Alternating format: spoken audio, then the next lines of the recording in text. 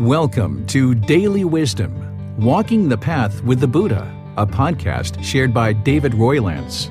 This podcast is dedicated to guiding you to completely eliminate the discontent mind and the suffering it causes by attaining enlightenment. Learn and practice the teachings of Gotama Buddha that will guide you to fully attain a peaceful, calm, serene, and content mind with joy. To support this podcast, visit patreon.com/support Buddha or visit buddhadailywisdom.com, where you will discover a full range of courses, retreats, and online learning resources to assist you on the path to enlightenment. Now, here's our teacher to share more.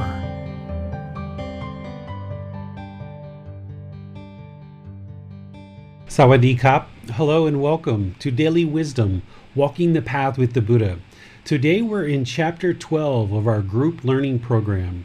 This chapter is titled Craving is the Problem, What is the Solution? We're using this book, Developing a Life Practice, the Path that Leads to Enlightenment, to guide our learning here. And then we get together on Sundays in order to do a talk on whatever chapter we're on that week. And then on Wednesday, we get together in the same location in order to teach meditation, either breathing mindfulness meditation or loving kindness meditation. And sometimes we even teach chanting, which are part of your practice or developing your practice on this path to enlightenment with the Buddhist teachings. Well, if you're joining us for the first time today, this is really great that you've joined us, because it's a great time to kind of understand the primary problem that Gotama Buddha discovered about the mind and what is the solution. And if you've been in this program for any period of time, then this today is going to be a way for you to review what we've talked about in the past, but also going deeper into it and getting much more deeper into what it is that the Buddha discovered as the problem in the unenlightened mind and the solution. So I'm really pleased that you guys have all decided to join, because what we're going to do today is we're going to discuss the three universal truths, the four noble truths. Then we're going to go into some examples of what type of cravings and how the mind can sometimes obsess about these cravings and cause discontentedness. And then we're going to go into the solutions of what actually solve the problem of the unenlightened mind, so that the mind can move to this enlightened mental state. This enlightened mental state, the mind is peaceful, calm, serene, and content with joy, no longer experiencing any kind of sadness, anger, frustration, irritation, annoyance, guilt, shame, fear, boredom, loneliness, shyness, resentment, jealousy, any kind of stress or anxiety, all completely eliminated from the mind permanently. So it's really wise for us to spend time and effort dedicated to learning the teachings of the Buddha, reflecting on those, and then practicing them in daily life, because as we do, the condition of the mind gradually improves, and you see this truth for yourself, that the teachings of the Buddha, they're not based on belief. They're not based on believing a bunch of things and then hoping that when you die, there's some good result that happens for you. Instead, the way the Buddhist teachings work is that you learn the teachings to learn them intellectually. You don't believe them. Then you reflect on those teachings. Then you implement them into your life in order to train the mind and make wiser decisions in your life. And as you do, through training the mind, you will notice that the condition of the mind gradually improves. Things that once made you very angry or frustrated or irritated in the past, you'll notice this slow degrading of those strong feelings, where those same exact situations can occur, and you'll notice that the mind doesn't experience those strong emotions any longer. It might just kind of get annoyed, where in the past it would initiate all types of extensive anger. So your mind can actually move from this extreme strong feelings that you might be feeling in any given situation, and the emotions and the feelings will soften. And then eventually, as you train the mind more and more, those same situations can occur and you don't feel any kind of unwholesome feelings or discontentedness whatsoever. You can have the same exact thing that caused you anger and rage 2 or 3 or 4 or 6 months ago. The same thing can happen, and it's just, that didn't bother me at all, because the condition of the mind has been gradually trained in the Buddhist teachings in order to move it closer to this enlightened mental state. And more, as you learn and implement these teachings, the mind becomes more wise. It gets wisdom about these natural laws of existence. That's what the Buddhist teachings are sharing with you the natural laws of existence to help you understand how this world essentially works through these natural laws. One of the reasons why we experience discontentedness in the unenlightened state is because the mind is afflicted with ignorance or unknowing of true reality. The unenlightened mind, it doesn't understand what it doesn't understand. And therefore, because of this misunderstanding, this ignorance or unknowing of true reality, we do things in the world and we find it a real struggle to exist because we don't have the wisdom of these natural laws in order to make wiser and wiser decisions. This is the same thing that happened when we were a child. We experienced the natural law of gravity and we didn't like it. We didn't like it when we kept falling down as a child or as a toddler. We didn't like it when our toys fell and broke. We didn't like it when we knocked over glasses of water, and we would cry and cry because we knocked over a glass of water. And that's because we didn't understand the natural law of gravity. But then as we grew up and we took time over many, many years to understand this natural law of gravity, we slowly learned how to walk. We learned how to skip and jump and hop. We learned how to run. And now, because of our wisdom, because of our awakening to this natural law of gravity, we can now travel all throughout the world, and we know, make sure our shoes are tied. Make sure we look at the ground occasionally, that we're not tripping over an uneven sidewalk. We learn to put our nice valuables in certain places that they don't get broken. And this wisdom allowed us to make wiser and wiser decisions where we don't experience the same complications and struggles that we did when we were young because we didn't know about this natural law of gravity. Well, there's all these other natural laws that the unenlightened mind doesn't understand. And because the mind doesn't understand these natural laws and these truths, that the wisdom that the Buddha taught, we struggle in the world. The mind gets shaken up. It becomes discontent. And it's not until you learn these natural laws and you train the mind more and more to function with this newfound wisdom, just like you did as a child with gravity, that as you function with this newfound wisdom, then you'll find that your mind isn't shaken up the way that it has been in the past.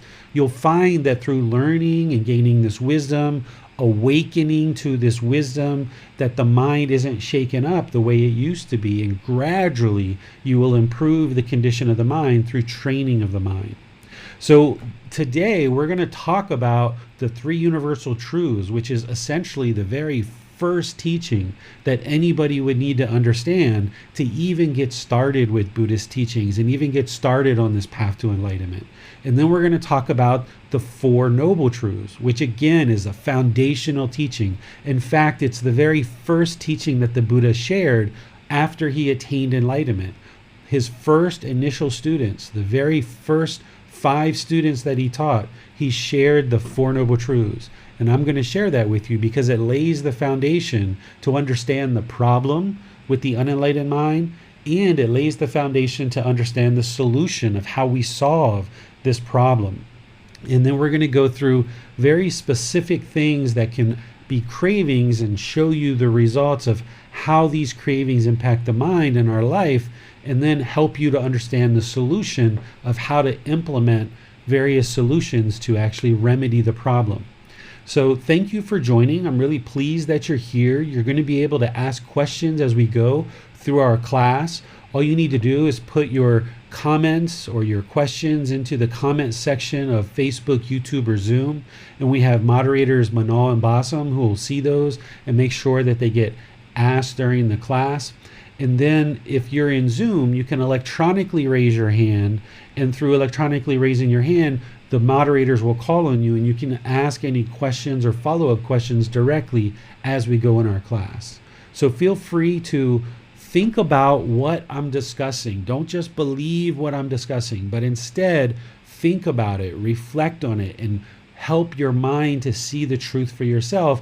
And where you're having trouble seeing that truth, raise your hand or put a comment into the comment section and get clarity so that you can walk away from today's class having more wisdom and understanding of these natural laws, so that then you can start functioning in the world very differently than you do previously to learning these truths. So let's go ahead and get started with talking about the three universal truths. The first universal truth to understand is all about impermanence.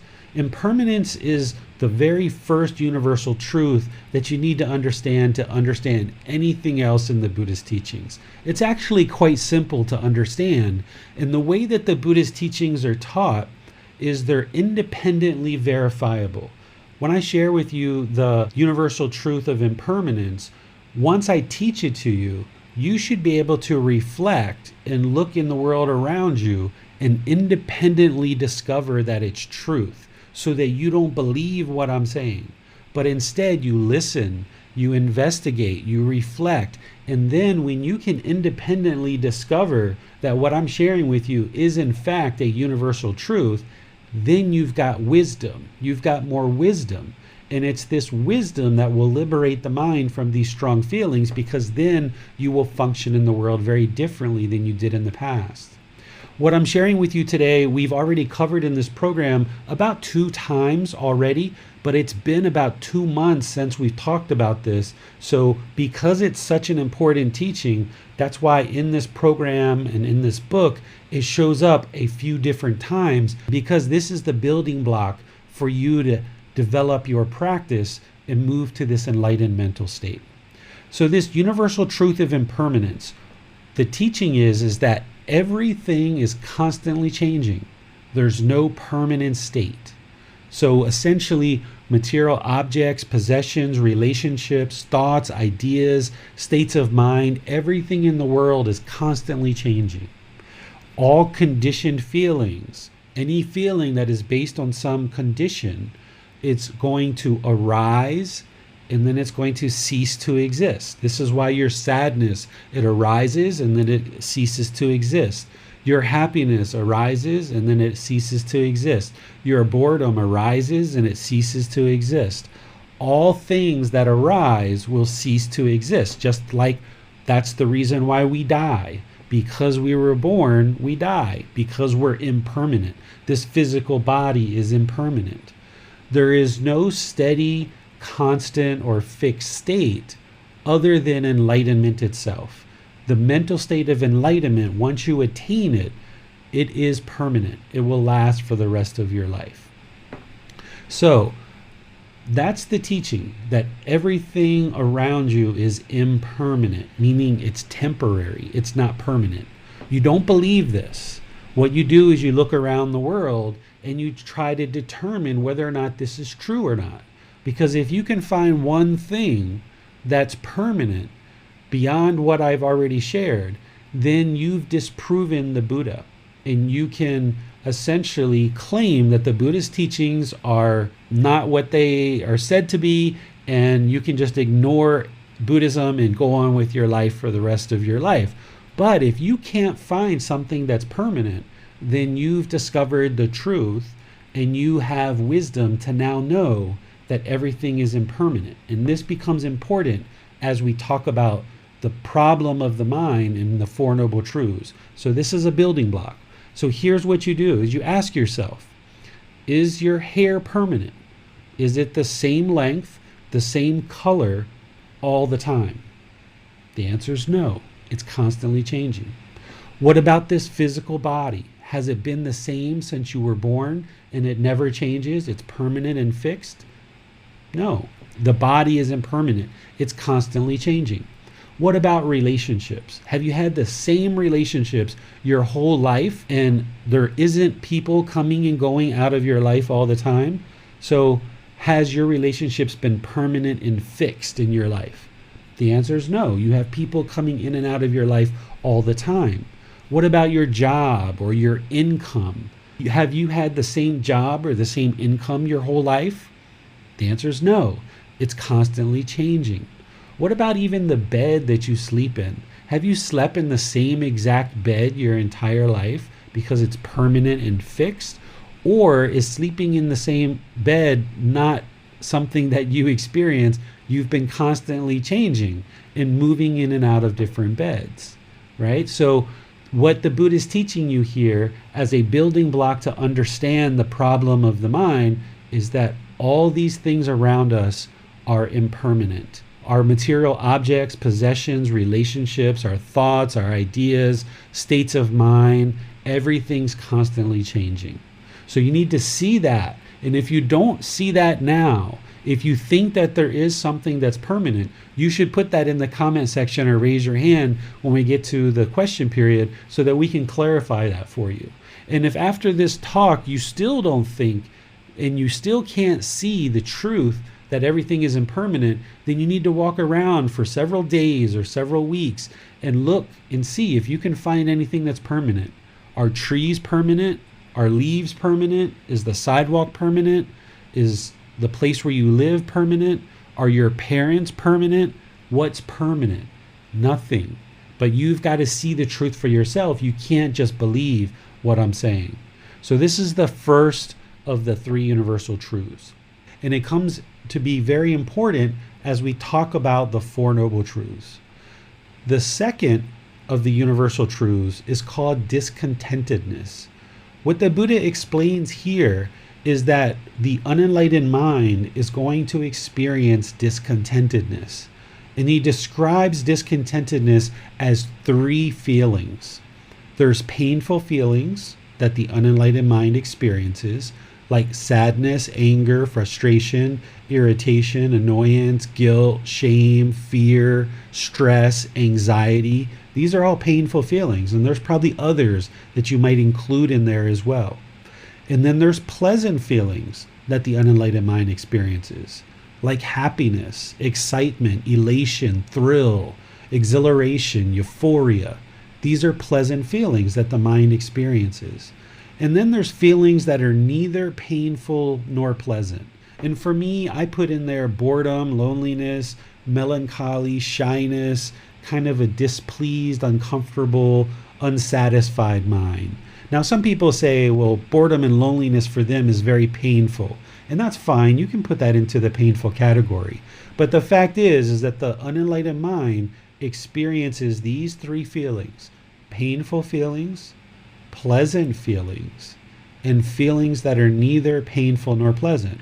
Now, once again, you don't believe this. What you do is you look in the mind and you look at various feelings you've had over the course of your life, and you say, is there any feeling that you've had that doesn't map into one of these three?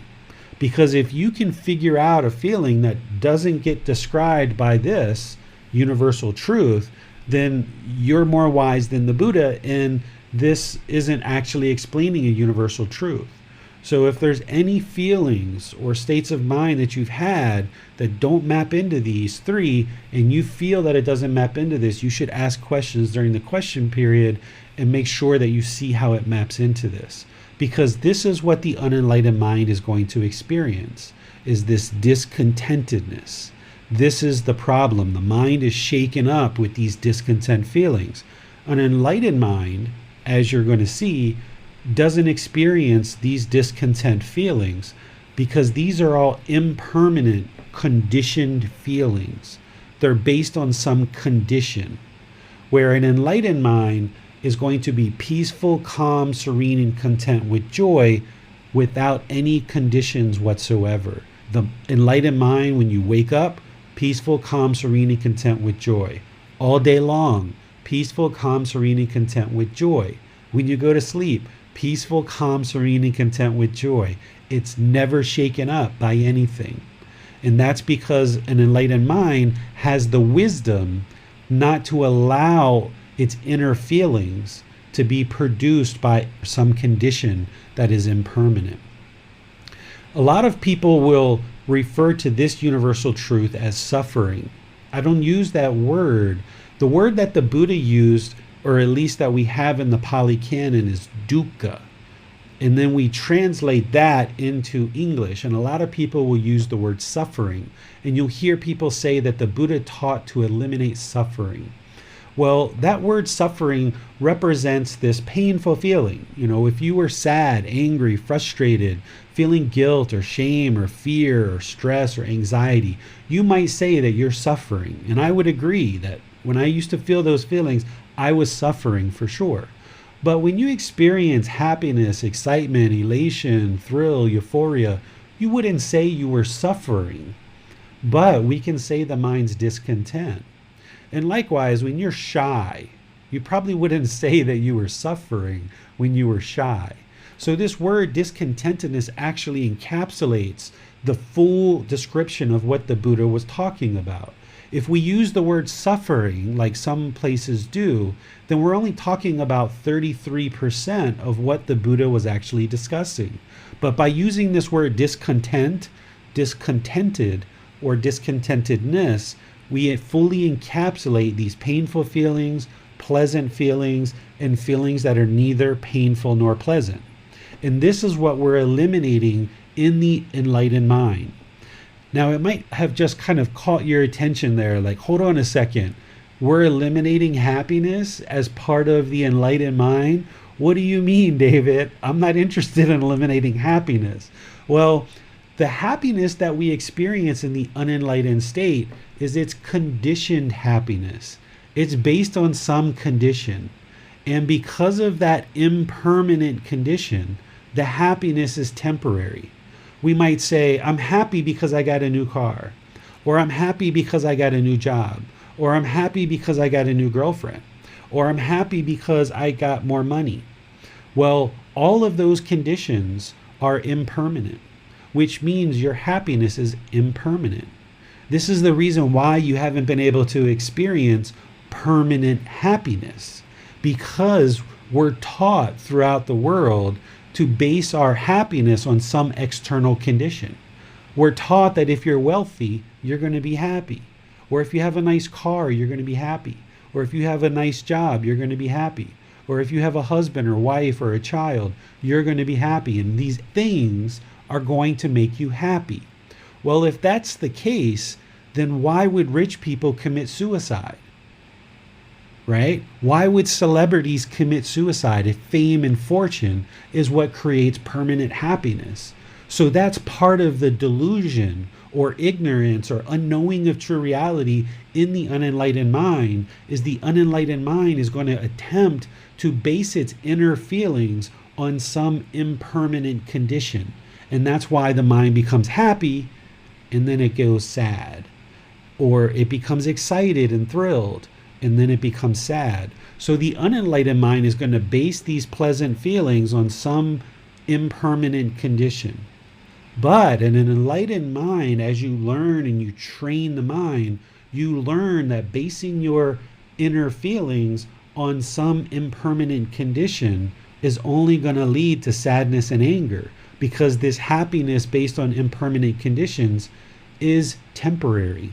So the enlightened mind stops basing its inner feelings on some impermanent condition, and instead it experiences this unconditioned joy where the mind is just always joyful.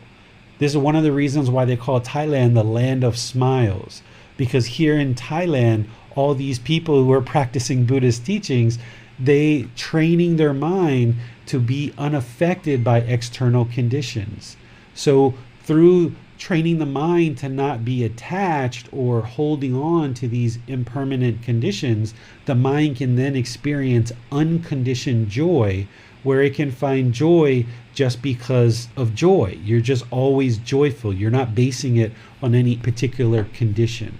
And we're going to get into that more when we talk about the Four Noble Truths. So this discontentedness is the primary problem. This is the problem. We haven't talked about the cause of that problem yet, but this is the problem.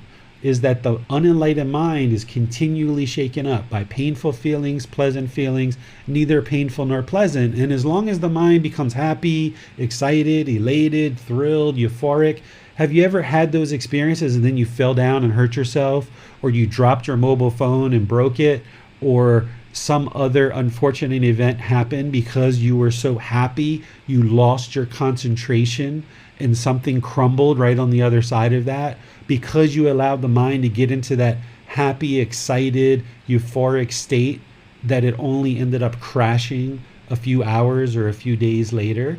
That's the whole problem with the unenlightened mind, is it experiences these highs and lows in this discontentedness.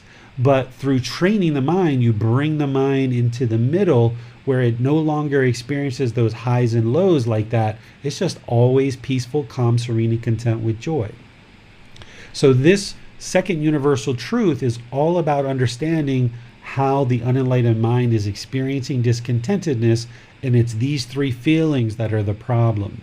And we're going to talk about how to eliminate these later in the Four Noble Truths. The third universal truth is called non-self. This is a little bit more challenging for most people to understand when they first get started. So if you don't understand this right now, it's okay, because it usually takes many conversations and discussions to understand this. But let me just explain it very basic to a certain level, and then we'll move on to questions and see what questions you guys have about all of these. The universal truth of non-self is basically helping you to understand that there is no permanent self. What we mean by that is the unenlightened mind thinks falsely, mistakenly, misunderstands and thinks that this physical body is you, that this is who you are, like this is David, or this is Judith, or this is Manal, or this is Donna, or this is Josh, that you think that this physical body is you, or that this mind is you, that it's who you are. So you might say, I am angry, right? Or I am hungry. You're not hungry because there is no you. The physical body is hungry.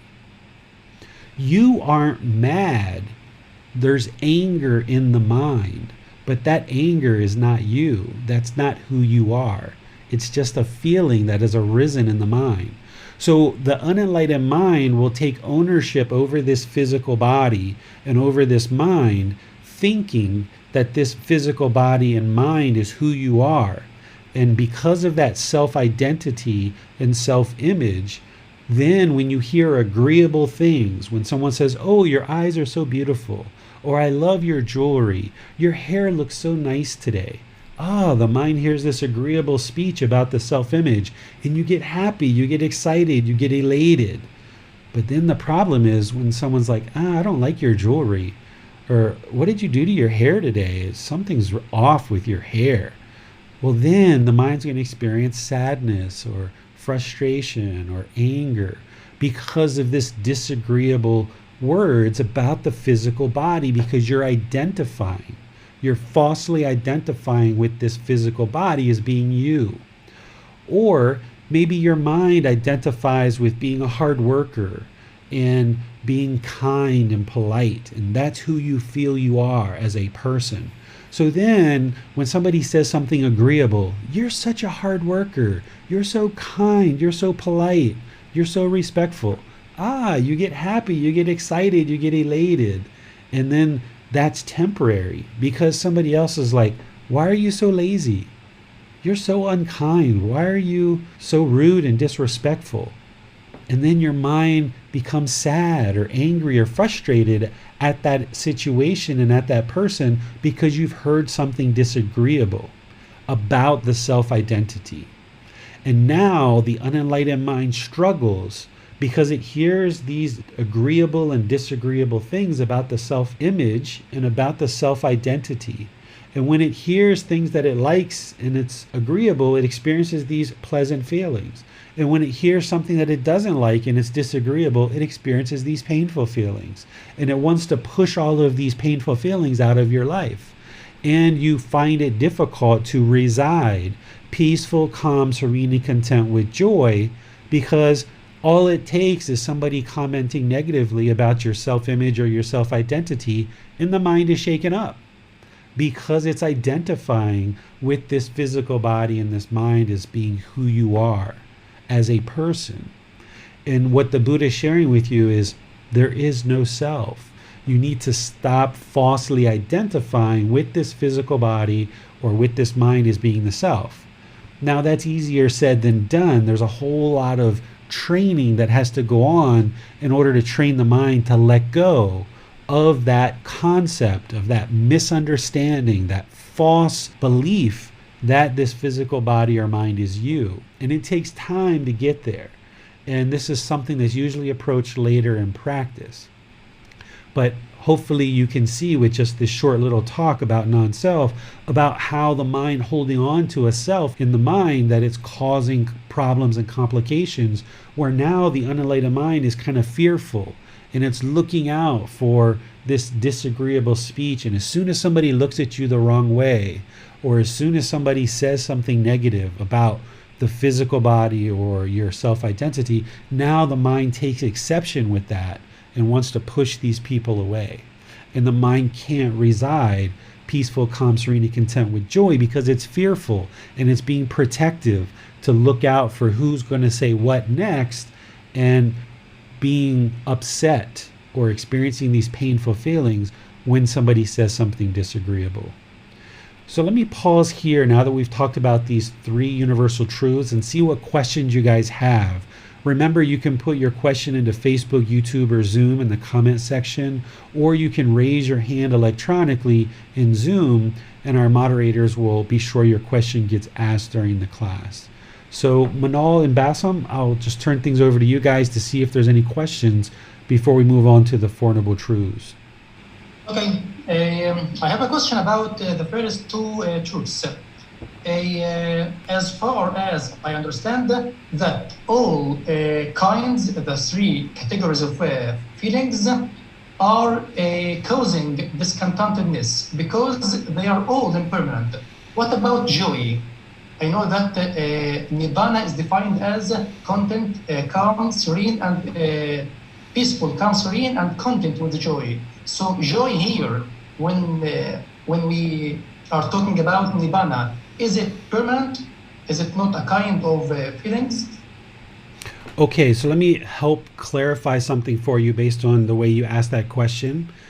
The painful feelings, pleasant feelings, and neither painful nor pleasant, they're not causing the discontentedness. But because the mind is experiencing painful feelings, pleasant feelings, and neither painful nor pleasant, we can classify the mind or describe it as discontent, discontented, or discontentedness. So we haven't talked about the cause of these painful feelings, pleasant feelings, and neither painful nor pleasant yet. That's in the Four Noble Truths. But if the mind is sad, it's discontent. If the mind's angry or frustrated, it's discontent. That's discontentedness.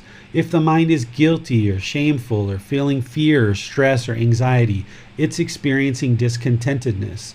But also, if the mind is happy, excited, elated, thrilled, exhilarated, euphoric, it's also discontent. It's discontented or discontentedness. And same thing, if the mind is bored or lonely or melancholy or shy or displeased or uncomfortable or unsatisfied, the mind is discontented or discontentedness. The cause of this is going to be described next. So first, let's be sure that we understand that the feelings being in the mind, we can now classify all of this as being discontent, discontented, or discontentedness. The enlightened mind isn't going to experience these feelings. The enlightened mind isn't going to be sad, angry, frustrated, irritated, annoyed, guilty, shameful, fearful, stress, anxiety. The enlightened mind doesn't experience that whatsoever. It's been trained to no longer experience those feelings. Same thing with these pleasant feelings. Happiness, excitement, elation, thrill, euphoria, all of these pleasant feelings, as you're going to hear me talk about in the Four Noble Truths, they're based on some impermanent condition. And this impermanent condition only exists temporarily. So if the mind is happy because of a new car, that's going to eventually fade and wear off. And that impermanent feeling of happiness is going to fade. An enlightened mind, if they get a new car, they just get a new car and they just need it for transportation. They don't take great pleasure and find their joy based on this new car, because an enlightened mind is wise enough to know that that new car is impermanent. And if it bases its inner feelings on this new car, then it's only a matter of time before that fades.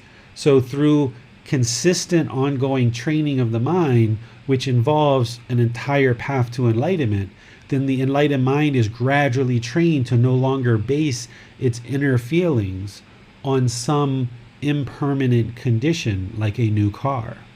Instead, the enlightened mind is brought to the middle, where it's perfectly peaceful, calm, serene, and content with joy, no matter what's going on around you. If you're driving a brand new Rolls Royce, peaceful, calm, serene, and content with joy. If you're driving a beat up old car, peaceful, calm, serene, and content with joy, because the enlightened mind no longer identifies with this car as being who you are. An enlightened mind can ride in a beat up 50-year-old car and be just as joyful as driving in a brand new Rolls Royce that cost $1 million. That an enlightened mind doesn't base its inner feelings on this impermanent thing, this material object. A question from Amina. She says, greeting all. Teacher David, a question. Today my brother-in-law told my husband and I that we are bad parents for allowing our child to wear a mask for COVID. Initially, my breath started to quicken, but then I pushed away that discontent feeling and thanked him for his concern and invited him to understand that our child is in transition and that she is taking her time with being comfortable around people. And we respect that.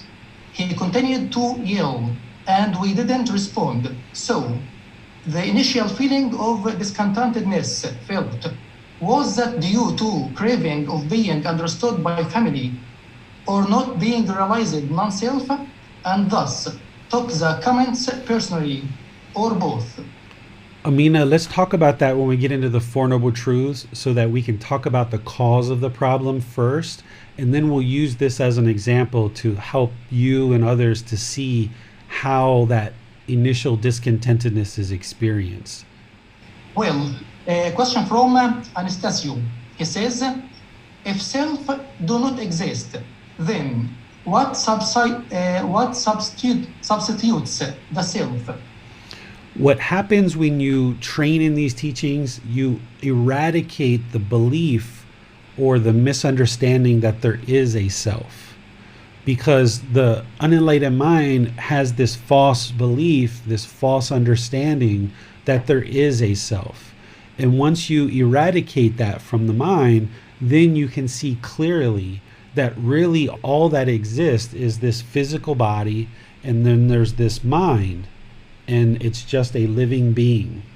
Essentially, what we've got here is we've got a big bag of skin with a whole bunch of bones and fluid and other things like tissue inside this big bag of skin. And then we've got this consciousness or this mind that is giving us some awareness. And at death, the consciousness and the physical body will break up and separate. They're two separate things. That's why the physical body just will lay there when it dies, because without a consciousness, it can't do anything. So what really truly exists is just a big bag of bones and fluid and tissue with a consciousness. But at birth, we're given this name. And this name is given to us to make it easy for people to refer to us. Because my grandmother couldn't say to my mom, Did that big bag of bones and fluid and skin come home from school yet? No, they had to say, did David come home from school yet? Because that's how people refer to us. But the problem is that as we grow up, we start identifying with this name and we start taking ownership over this name, and the unenlightened mind starts to falsely identify this physical body and this mind as being who we are. But in reality, we're not this physical body, because this body is impermanent and this mind is impermanent. This isn't who we are. So this particular teaching takes a lot of time to understand. There's a lot of other things to learn. And I know that you just joined us for the first time today. So just understand that if you're not fully understanding non-self right now, don't worry, it's okay. Because there's plenty of time as you grow in your practice to understand this more deeply.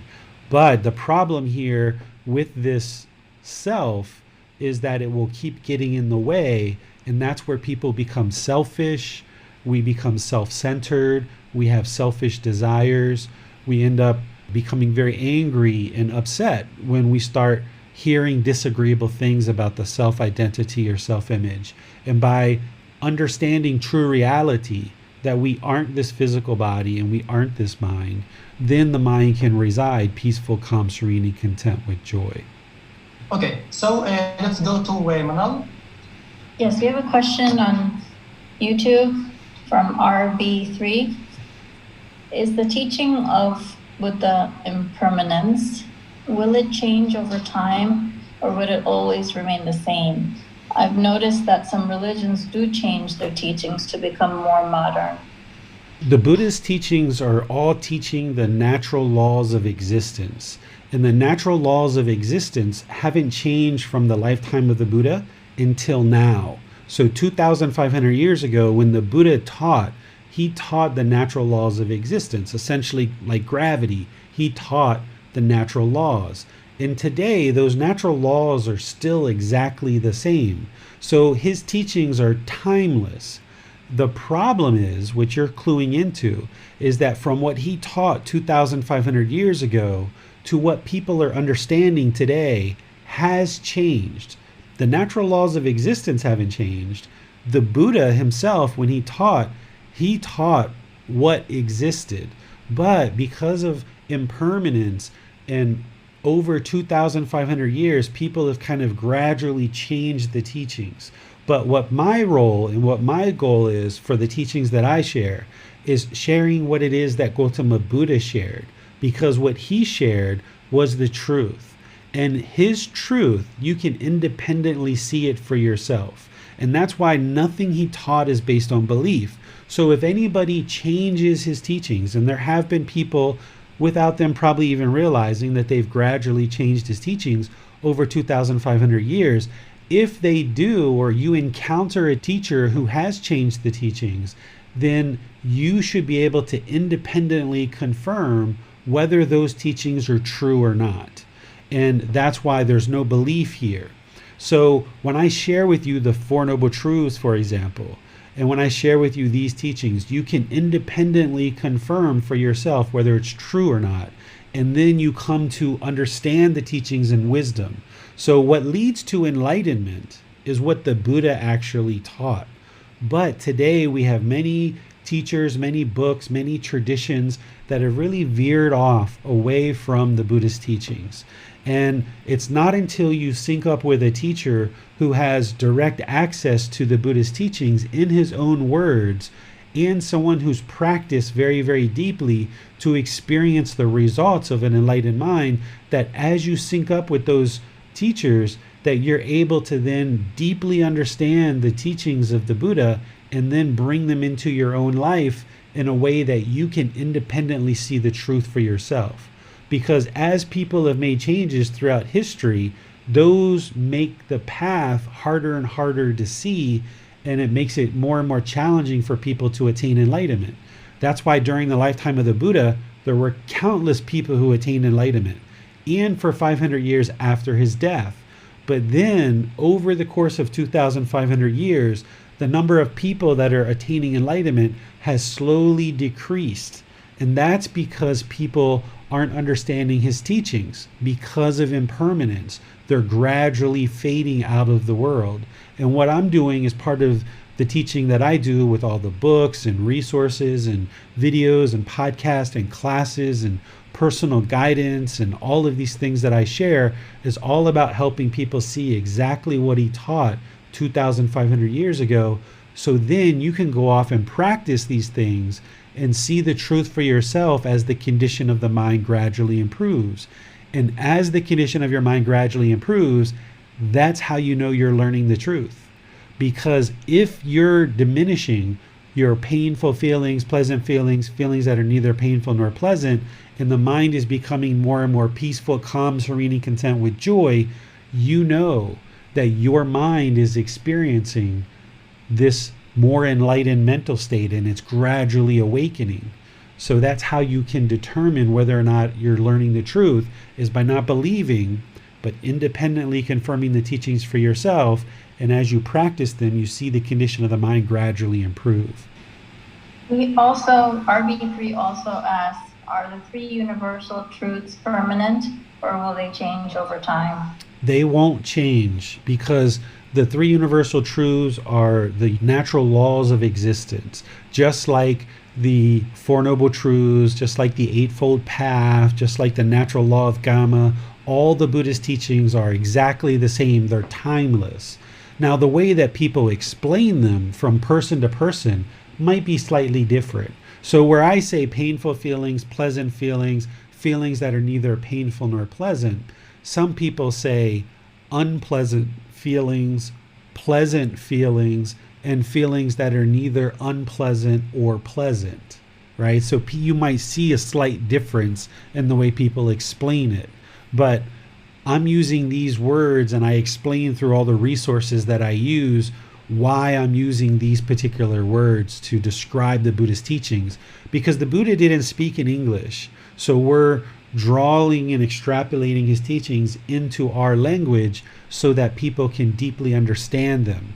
And when you work together and seek guidance with a teacher, they can very closely guide you and help you understand the language they're using and help you see the truth independently of their teachings. And their teaching shouldn't be based on belief.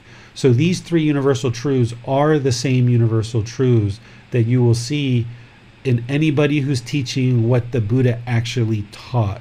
He taught these same three universal truths.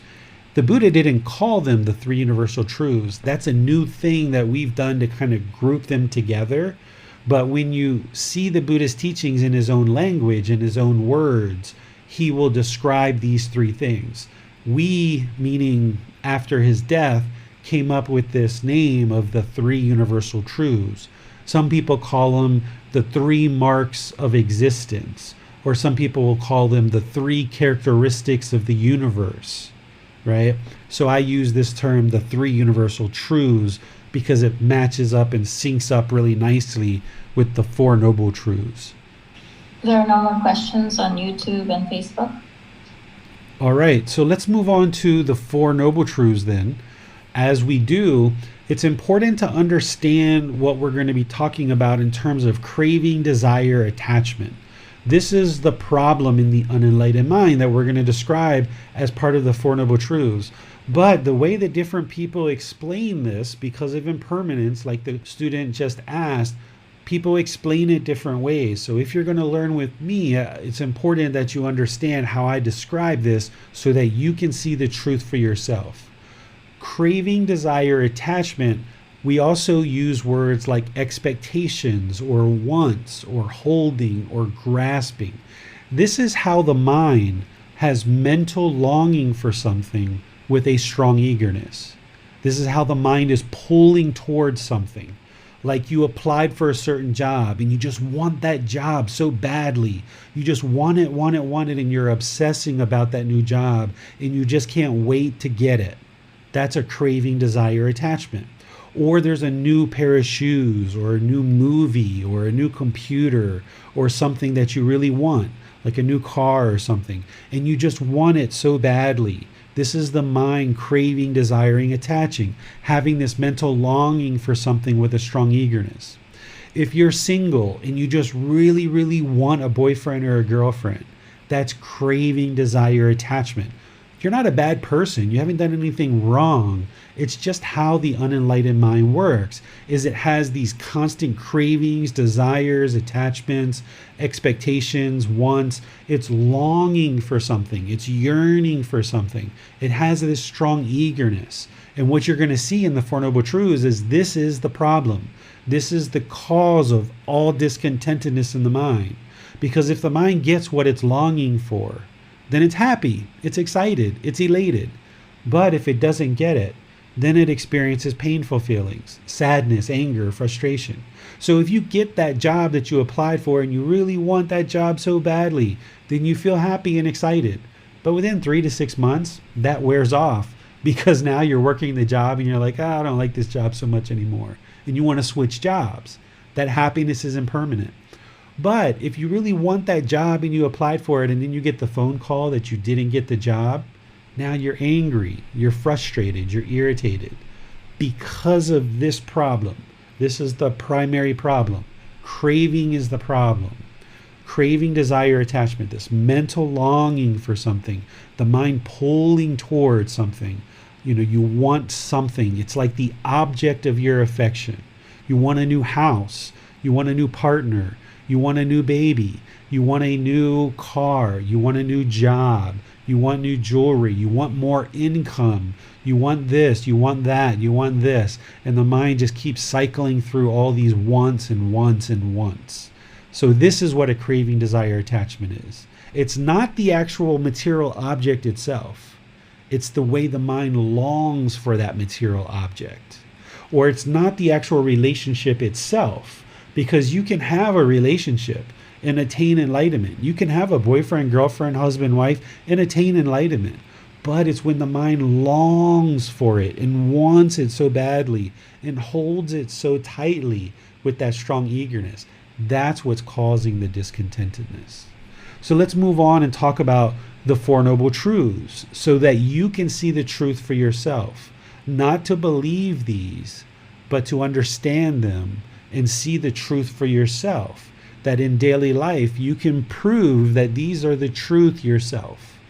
That's how you independently confirm the teachings and you arrive to the wisdom of these teachings.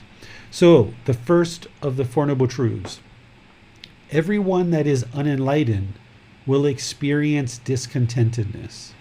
So if you experience painful feelings, pleasant feelings, feelings that are neither painful nor pleasant, and those feelings are temporary, then you know that you're unenlightened.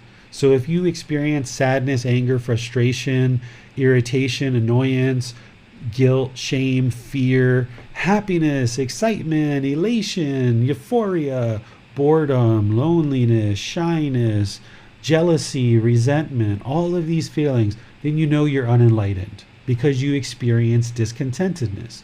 No big deal. There's lots of unenlightened people in the world. So the goal is to attain enlightenment so you no longer experience these discontent feelings.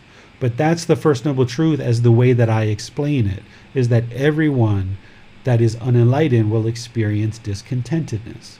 Now the second noble truth, this is the cause or the origin of why the mind is discontent. Discontentedness is caused by our own craving, desire, attachments, because the mind wants everything to be permanent when everything in the world is impermanent. So I'll say that again and I'll give you some examples. Discontentedness is caused by our own mental longing and strong eagerness, this yearning, this craving, desire, attachments, because the mind wants things to be permanent when everything in the world is impermanent. So if you've had a boyfriend and girlfriend or husband, wife, what have you, and you guys have been in a relationship and then you split and separated, if you were angry or you were sad or you were frustrated, it wasn't the other person who caused you to be angry or frustrated or irritated. You actually caused it yourself. That's what the second noble truth is telling you. You're causing all the anger and frustration yourself because your mind wanted this relationship to be permanent. Your mind was holding on to this relationship so tightly that then when it ended, for whatever reason, the mind became discontent because it was holding on so tightly. This yearning, this longing, this strong eagerness for things to remain permanent. The unenlightened mind didn't understand that everything's impermanent. This relationship's going to end. Either we're going to split, we're going to move to different places, our interests and goals are going to change. One of us are going to die first, right? And when one of us die, the other person is left behind. That's just impermanence. It's part of life. So this cause of discontentedness is all inside of our own mind. We're causing it ourselves. Another example, if you get a brand new car and you drive off the lot, you go park at a store, you go inside and you get something inside, and then you come out and you see a scratch on the car. The mind can be enraged, it can be angry, and you might say, the person who scratched my car made me angry. The person who scratched your car didn't make you angry. You caused your own anger because the mind was craving for this car to be permanent. It wanted this shiny red sports car to be shiny and red permanently. And when it wasn't that way, the mind became discontent. The mind became so happy and so excited when it got this brand new car that then when it saw the impermanence of the scratch, that's what caused the mind to be discontent. We're not talking about what's right or wrong here, right? In the ideal world, nobody would scratch our car. We're not talking about whether the person was right or wrong to scratch our car. We're just talking about why is the mind experiencing discontentedness? Well, it's because the mind has this mental longing with a strong eagerness, wanting things to be permanent, and it doesn't understand that everything is impermanent. And this is very important to understand, that we are causing our own discontentedness. And that's the reason why we can eliminate it.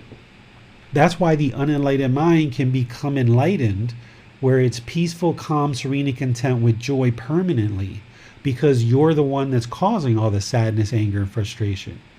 If other people are causing us to be angry and frustrated, that means we have to train the entire world to do things our way, which is impossible. And that's typically what the unenlightened mind wants to do. It wants to go around and train everybody to do things your way. It wants things to be a certain way in the world, and when they aren't that way, that's when the mind becomes discontent. So the unenlightened mind will oftentimes go around and try to tell other people what to do because you want to see things in the world happen a certain way. You're uncomfortable with this impermanence. The mind is uncomfortable with things constantly changing. It doesn't like this impermanence. So therefore, the unenlightened mind is going to try to train everyone else to do things your way, instead of realizing that you're causing your own discontentedness, and all you've got to do is train your mind to understand these natural laws of existence. So this is a perfect example with Amina's question, where her brother-in-law was trying to tell her what to do with her child and trying to train Amina and her husband of what to do, because he craved permanence. He didn't want to see a child wearing a mask, and in his mind that was wrong. So therefore he said something to her which makes the relationship rough, and now there maybe is a bit of feeling of distance, where he said something where he's trying to control a person who isn't part of his life, in a significant way, that he has no place to actually tell somebody else what to do. It's his own craving, desire, attachment, this mental longing with a strong eagerness where he wants things a certain way permanently. And because of that, he said something that could maybe be looked at as maybe disrespectful potentially. And then Amina on her side, because she's interested in being a good parent and ensuring that she's doing good things for her child, when she heard this disagreeable thing that somebody was kind of alluding to the fact that she was potentially a bad parent, that's when that self identity was like, hold on a second, I'm a good parent. I'm taking care of my daughter. And then that discontentedness arose in the mind because your mind, Amina, was interested in having this permanent, pleasant feelings where people are talking in an agreeable way. The mind isn't used to hearing disagreeable things. So because the mind heard this disagreeable thing, there's this craving, desire, attachment, this yearning to be a good mother. And when you heard something the opposite of that, that's why that discontentedness arose for a short period. But since you've been training, you cut that off and let it go. So the second noble truth is helping you to see that you are the cause of discontentedness. In the unenlightened state, when we become angry or frustrated or feeling a certain discontentedness, we will typically blame other people and we will typically push them out of our life. And this is trying to create a perfect little bubble because the mind doesn't understand that it's actually causing its own discontentedness. It thinks that this person who said something disagreeable to us is the cause of our discontentedness. So we try to push this person out of our life. It's called aversion. And we think that that's what we need to do in order to create peacefulness in our life, is push away all these painful feelings. But in reality, that's a delusion. That in reality, we're actually causing our discontentedness ourselves. And by training the mind to understand that, and to practice these teachings, we can actually get to a point where the mind is peaceful, calm, serene, and content with joy, even when we hear something disagreeable, like what Amina experienced, where somebody was commenting about her child. You can just respond out of wisdom, which is what Amina ultimately did, was just said, thank you for your concern. I understand what you're sharing, or whatever she said, and then just move on with her day, rather than being upset about it, because there's no benefit in being upset about somebody saying something like that, right? So this is the second universal truth, that we're causing it ourselves. That's the cause of the problem of discontentedness. The third noble truth is explaining the elimination of discontentedness is possible by eliminating craving, desire, attachment. So when we eliminate this longing with a strong eagerness, then we eliminate our discontentedness. So that when we go to apply for a job, we apply for the job, we do our best, we fill out the application, we submit our resume, we do our interview, and we say, you know what? It'd be great if I got that job. But if I don't get it, that's fine too, because there's other jobs out here. Or when you're signing the paper of that brand new car, you should already know in your mind, it's not going to look like this permanently. Or when you go out into the world and you are with a certain partner, you have to always remember, this is impermanent. While I'm having these great feelings with my husband or my wife or my boyfriend or my girlfriend or my children, this is all impermanent. My children are going to grow up someday. They're going to go to college. They're going to get married. We're not going to be together as much. It's impermanent. This is why people cry at weddings, because of the attachment, because of the craving. It's not because of love. Love doesn't cause us to cry. It's the craving, desire, attachment. It's trying to hold on to your daughter or hold on to your son, that when they get married, people cry. Or when they go off to college, people cry. Why? Because of the longing with a strong eagerness to hold on to them permanently.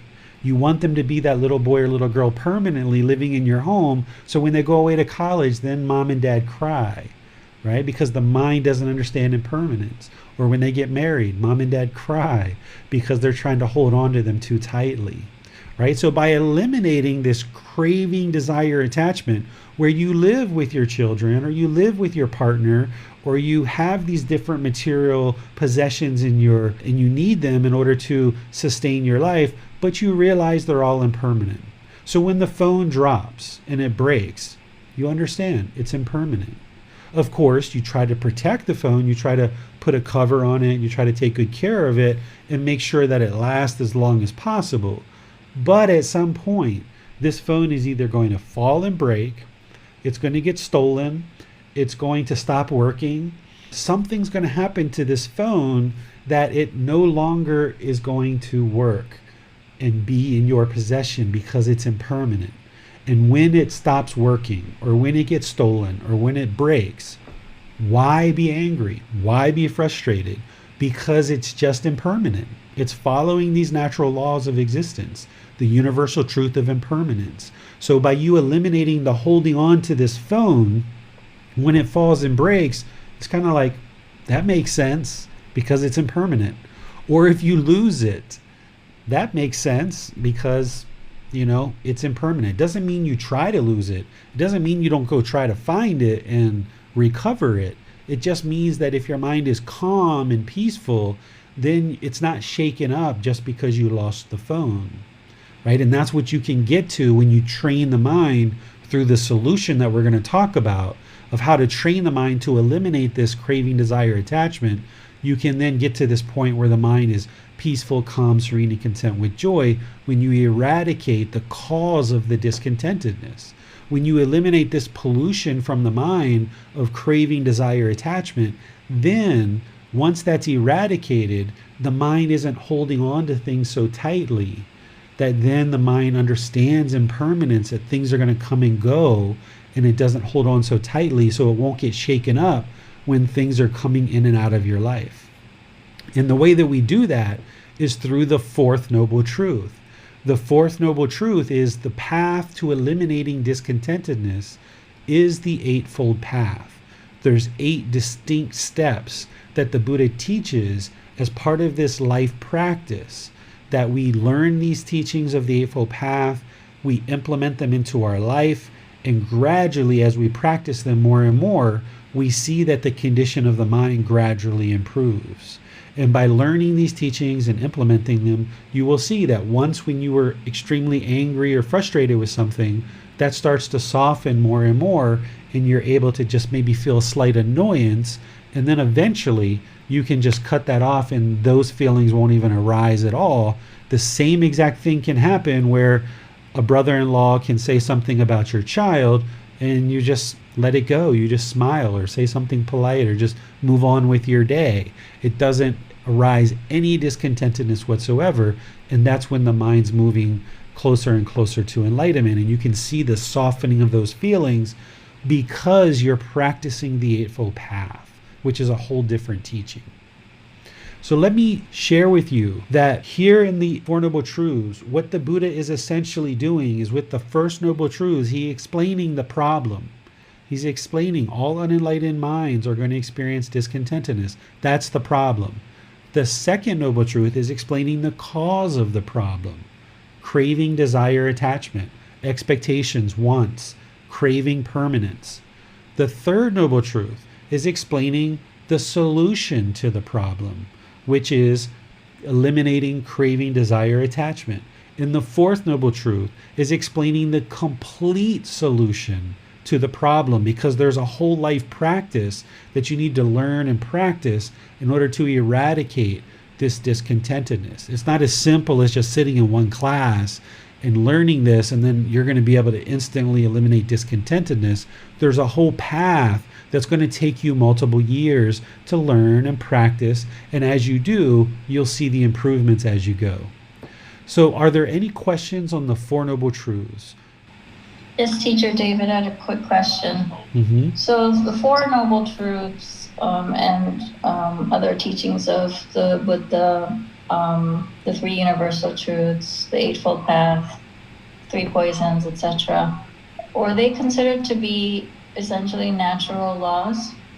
The Buddha uses a term similar to this in his teachings, but I refer to them as the natural laws of existence, where the Buddha refers to them as natural laws, but I add that additional word of existence that I've seen, because the Buddha described his teachings as timeless. He said, that these are timeless teachings, and they're just as applicable during his life as they are today, because he's teaching about these natural laws of existence. Okay, and as you mentioned earlier, all conditioned things are of nature to decay. So anything that is arisen has a tendency, a nature to decay.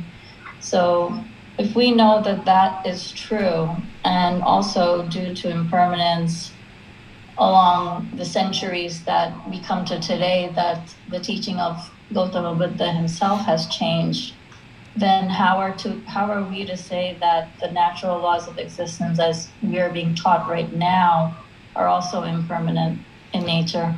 Right, because once you get in touch with his actual teachings and you get the source teachings and you learn them and you practice them, you can see that they're actually describing what exists today.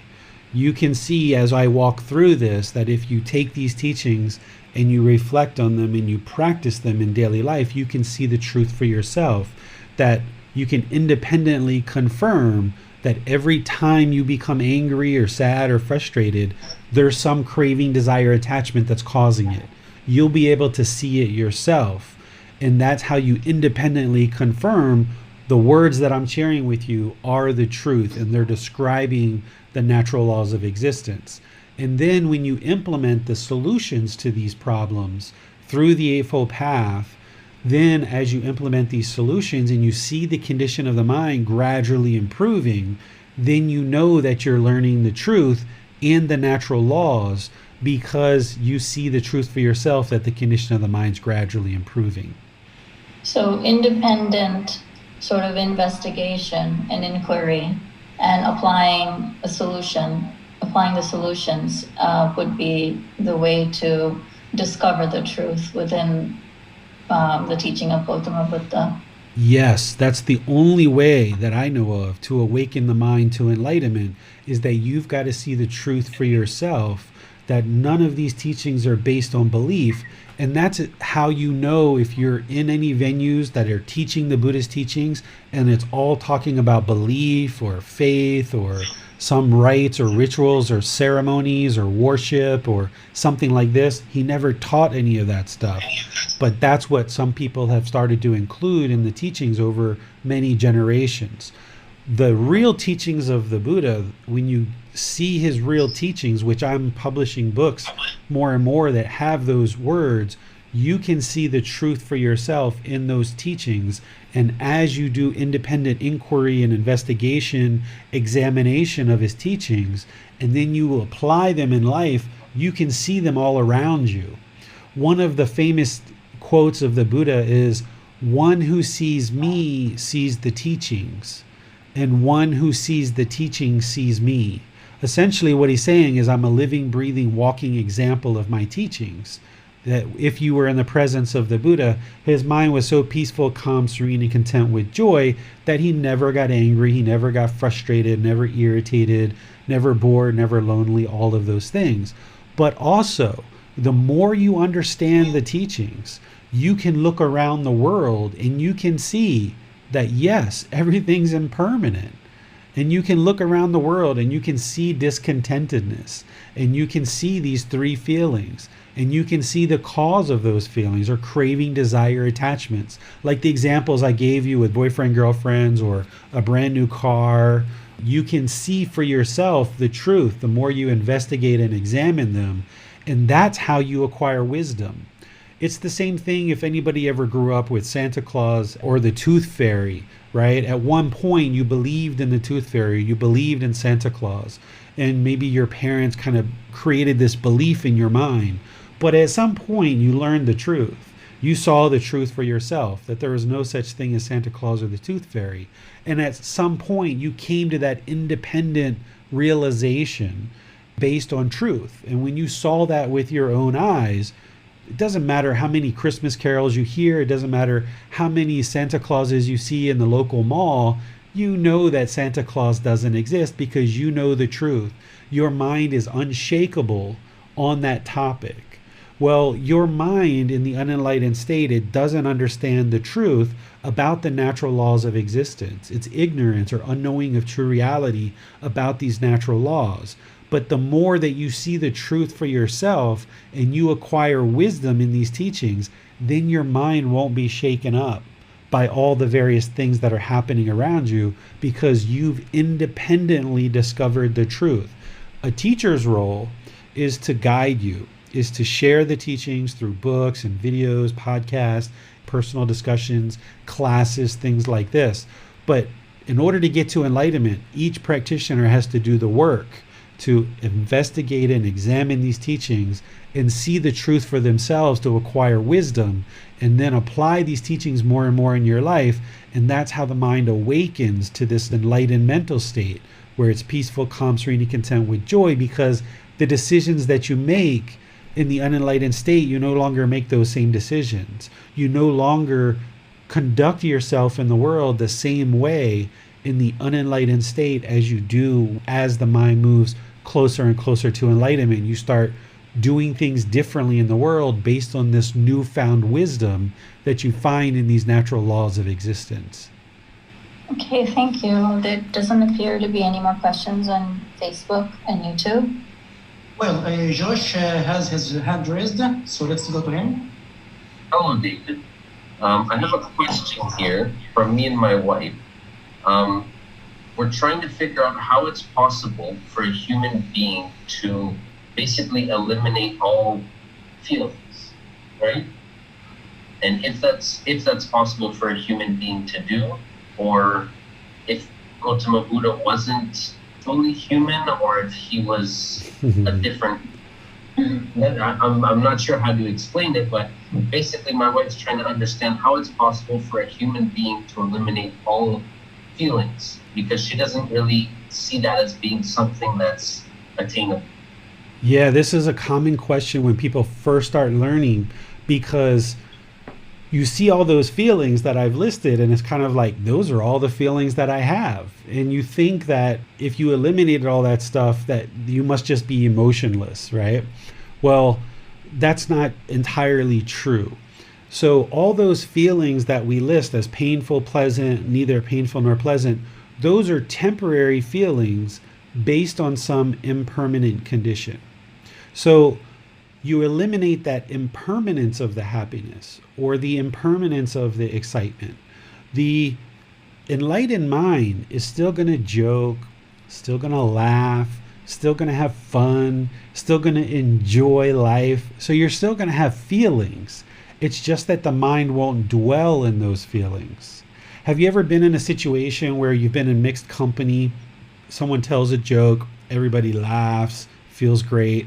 And then another joke comes, everybody laughs, feels great, and you kind of dwell in that happiness. And then when it's all over, you kind of feel empty inside, right? Well, an enlightened mind is still going to laugh and joke and have fun, but they're going to bring their mind right back to the middle, where it's not dwelling in the feeling. And it doesn't need that joke to experience the joy. So it's the difference between the conditioned mind, that we're conditioning our internal feelings on some impermanent condition, versus the enlightened mind is what we call unconditioned, where it's still going to have feelings, it's still going to have thoughts, it's still going to have ideas, but it's not basing any internal feelings on these impermanent conditions. So the Buddha still joked, the Buddha still laughed, the Buddha still had a personality, the Buddha still experienced enjoyment in life, but he just didn't allow his mind to long for it and crave for it and want it all the time, that he was able to bring the mind to the middle where it was concentrated and focused and not basing its inner feelings on some impermanent condition. It's hard, it's very difficult for the unenlightened mind to understand what enlightenment is, because you haven't experienced it. The best way to understand the enlightened mind is to experience it. So when you eradicate all these conditioned, impermanent feelings, and the mind moves more and more to being peaceful, calm, serene, and content with joy, and it's just always joyful, you'll understand what it is. It's definitely what you would be interested to attain, because the pollution of the mind is out, and you just always are peaceful, calm, serene, and content with joy. The mind is never shaken up by anything. So I guess a follow-up question for that would be, let's say someone who has an enlightened mind, and someone decides they're going to yell at them, like for example, someone's yelling at the Buddha, they're upset for some reason. Does the Buddha feel the frustration of being yelled at, but then lets that frustration go immediately, or do they not feel the frustration at all? They don't feel the frustration at all. They just look at it through true reality, which what it is that person is yelling at them because they lack wisdom, they lack moral conduct, and they lack mental discipline. That person is having some craving, desire, attachment, and they're causing their own anger. And because of them causing their own anger and being frustrated, it's coming into their speech, and now they're yelling. But they're not yelling at me, or they're not yelling at the Buddha. They're yelling at this physical body. Because once the mind no longer has a self, you don't look at it as this person's yelling at me, because there is no me. There's just a physical body and a mind here. So when this person is yelling or frustrated, an enlightened being or a Buddha will know that that person is causing their own frustration, that they didn't do anything. The Buddha didn't do anything to cause that person's frustration. That person's causing it themselves. So there's no benefit in the Buddha becoming frustrated because somebody's yelling at him. That's not going to help anything. So the mind has been so trained that it understands impermanence, that if somebody speaks kind and friendly and polite to the Buddha, the mind is unaffected. The mind doesn't feel pleasant feelings just because someone's being polite and kind and respectful. And likewise, if somebody's yelling or hollering or disrespectful, the mind doesn't feel any painful feelings or frustration or sadness just because somebody's yelling, because an enlightened mind understands impermanence, that people can't permanently be polite, kind, and friendly with you. That's not possible. As long as you exist in this world, there's going to be people who are polite and there's going to be people who are disrespectful. You can't have permanent politeness in your life. So an enlightened mind, or the Buddha, would have had his mind trained so well that it doesn't matter what people say. Polite, kind, friendly, respectful, unaffected, just completely stable and steady. Impolite, unkind, unfriendly, disrespectful speech from somebody, unaffected, because it's their lack of wisdom, their moral conduct, and that person's mental discipline that's causing them to be frustrated. And the Buddha can just remain peaceful, calm, serene, and content with joy. Okay, thanks, teacher. No more questions for now. All right, so let's go to the next part of this chapter to help you see some of the potential cravings. It doesn't mean these things are cravings. It just means there's the potential. Because remember, what a craving, desire, attachment is it's the mental longing with a strong eagerness. It's the mind wanting to hold on to these things permanently. So this first one, for example, the automobile itself isn't the craving. See, some people misunderstand what a craving, desire, attachment is. They think that because monks don't drive cars, for example, that we have to give up our car in order to eliminate our craving, desire, attachment. But that's not true. What you need to eliminate is you need to eliminate the mind's longing with a strong eagerness to have a car or to keep the car permanently, and understand that this car is subject to impermanence, that it's going to work sometimes, and sometimes it's going to break down. Sometimes it's going to need new tires, and sometimes it'll run on those same tires for a while. Sometimes it's going to be clean, sometimes it's going to be dirty, right? This car is going to get old, it's going to fade.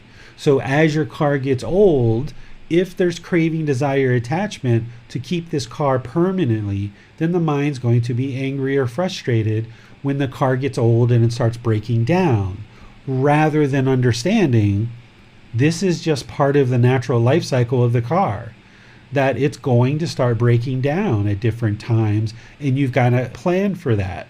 Either you're going to need a new car after a certain period of time, or you're going to need a certain budget in order to fix and repair the car.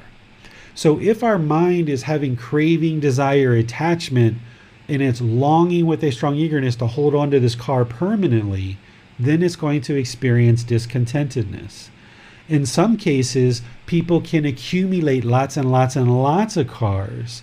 And what this can lead to is it can lead to excessive work. It can lead to excessive ego, lack of time with those people that you care about. It can cause problems in your life if you're just putting all kinds of money into automobiles because you're trying to accumulate all these automobiles, just one more automobile. Or if you get a Toyota car and that mind is content for a year or two, but now because of the ego and the self-identity, I want a BMW. And now I work to get the BMW. And now I've got the BMW for a few years and that wears off. And now I want a Lamborghini. And now I work just to get the Lamborghini. This is the mind chasing its craving, desire, attachments, the object of its affection. And this is how people oftentimes get into debt, or they just work excessive hours because they're constantly chasing an automobile, for example, or a particular type of automobile in order to support an ego or self-identity, right? So it's not that the automobile itself is a craving, desire, attachment, because it's helpful to have transportation in the world, whether it's a bike, a motorcycle, a car, a bus, what have you. There's transportation that we need in the world, but it's when the mind has longing and a strong eagerness for it that can cause the mind to be discontent. The same thing with a child. There's nothing wrong with having a child. Children are great. Some people can have children, some people can't. Not everybody in the world can have children because of impermanence. So if you are incapable of having children for any reason, that's because of impermanence. Not every human being is going to be able to have children. But once we have children, or if we're aspiring to have children and we want a child so badly and we don't have one, it's that craving, desire, attachment, that mental longing and strong eagerness for a child that's causing the mind to be discontent. And because of that, that's what's going to create the painful feelings, the sadness or the frustration or the irritation, because we want a child and we don't have one. Or once we have a child, now once someone has a child, now they try to hold this child so closely and they try to control the child's life, and they want the child to be a certain way. And now this causes problems and harshness in the family because the parents have such yearning, such strong eagerness for the child to be a certain way that they put their craving, desire, attachments onto the child. They want the child to be a doctor or a lawyer or an airplane pilot or be in the military, and the parents trying to control the child to be one way or another, not allowing the child to make its own decisions. And this can create roughness and harshness in the relationship. And then also the same example I gave before is that when the child goes away to college or gets married, the parents can be very discontent with that because they're trying to hold on to the child so closely, craving permanence. And this can cause discontentedness in the mind. Or somebody can crave a lot of children. Maybe they have one and the mind's content for a while. Then they want another one and the mind's content for a while. And then they want another one and another one and another one and another one and another one.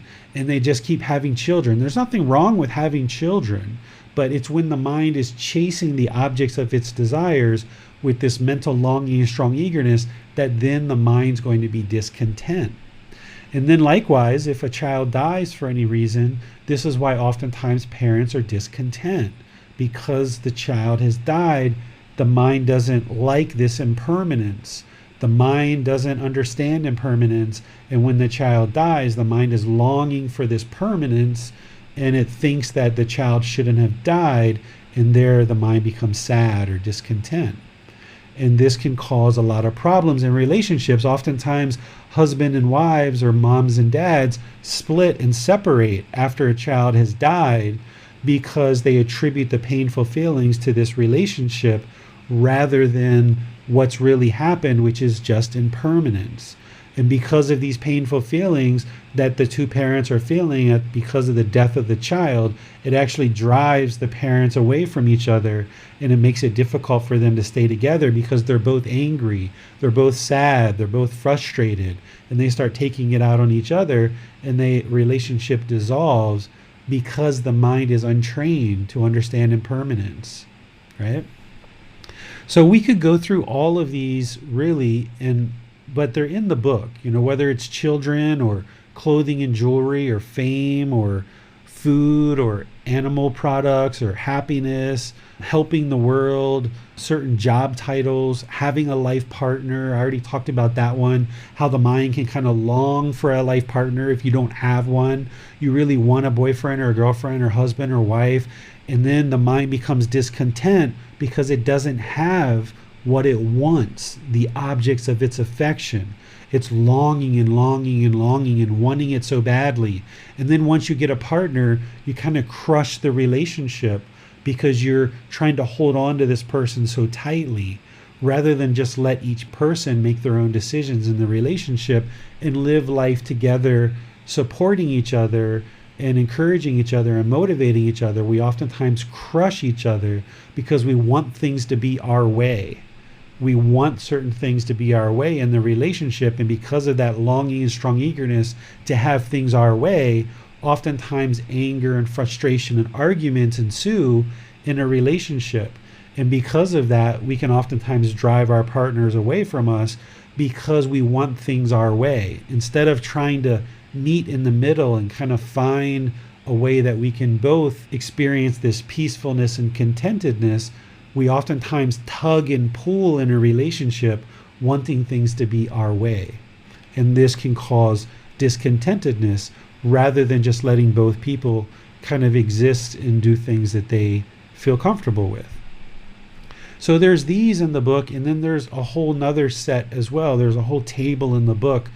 It doesn't mean that you can't have some of these things. You can have all of these things pretty much, but it's just that when you long for them or you try to hold on to them with a strong eagerness, that's what's going to cause the discontentedness. Except for things like substance abuse. When there's substance abuse, this is essentially the mind craving pleasant feelings. Because pleasant feelings based on some impermanent condition are impermanent and temporary, that happiness, excitement, and elation is impermanent, oftentimes people crave those pleasant feelings of happiness, excitement, and elation, and because they can't hold on to them permanently with the new car or the new job or something else, people will oftentimes turn to a substance. They will turn to a substance to get rid of the painful feelings of sadness, frustration, and anger, and they're chasing after these pleasant feelings. This is why the mind experiences substance abuse or addiction to substances, because we're chasing after those pleasant feelings, and we want those pleasant feelings, and we think that this substance is going to create those pleasant feelings for us, and it may produce pleasant feelings for a period of time, but that is also impermanent. The mind experiences this high, and then it experiences the low, and then the low becomes low, and you need more of the substance to get that high again, and then that high becomes high, and then the mind goes down deeper and deeper into the low, and now you need more and more of the substance to get back up to that high again. And now the mind sinks even further and deeper into the low, into the depression, and you need more of that substance to get you up into the high again. And this is the mind just going up and down, chasing those pleasant feelings, because the mind doesn't understand the real problem. The real problem is that these feelings are all temporary, and that the mind is chasing after these impermanent feelings of pleasant feelings. And as long as it keeps chasing after this conditioned happiness based on some impermanent condition, it will never experience permanent peacefulness or permanent joy, because it's basing its inner feelings on these impermanent conditions, right? So we're taught to kind of chase after these pleasant feelings, oftentimes through wealth, like money or real estate or investments or land or something like that. And we're taught that if we just have X amount of money, then your life is perfect. But the problem is that you get X amount of money and the mind's still not happy permanently. It wants more. And then you get more. And then the mind's not happy with that either. And it wants more and more and more. And this is the craving. So when you get rid of that and you just live your life however you're going to live, it doesn't mean you can't be wealthy. You can be enlightened and wealthy. But you've got to train the mind to not have this longing and find your happiness based on how much money is in your bank. If you've got $2,000 in your bank account, maybe you feel good, but then some expense comes and it drops down to $500. Now you feel sad because the bank account doesn't have much money anymore.